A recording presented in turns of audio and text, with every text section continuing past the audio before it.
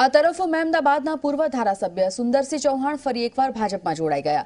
નડિયાદ ભાજપ કાર્યાલયમાં દંડક પંકજ દેસાઈ અને સાંસદ દેવુસિંહ ચૌહાણની હાજરીમાં કેસરીયો ધારણ કર્યો અને ત્યારબાદ તેમણે કોંગ્રેસ પર છેતરપિંડીનો આરોપ લગાવ્યો.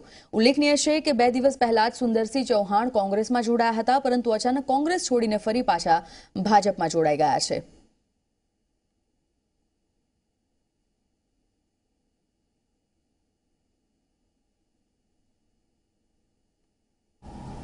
શા માટે ભાજપ છોડવું પડે છે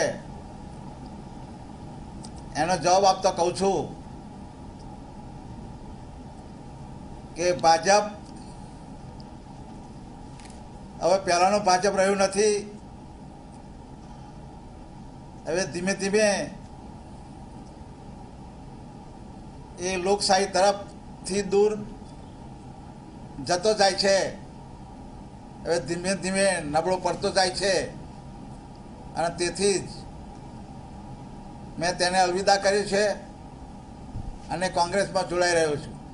પ્રેસ કોન્ફરન્સમાં એવું હતું કે અમારા મુરબ્બી માલસીભાઈ ત્યાં હતા, એટલે એમને મળવા ગયો હતો અને ત્યાં આગળ એમણે અને કેટલાક કોંગ્રેસના કાર્યકરોએ ત્યાં મને ઘેરી લીધો અને કહ્યું કે તમે કોંગ્રેસમાં આવી જાઓ. મેં કહ્યું કે હું કોંગ્રેસમાં આવવાનો નથી અને હું ભારતીય જનતા પક્ષનો સભ્ય તો રહેવાનો છું જ.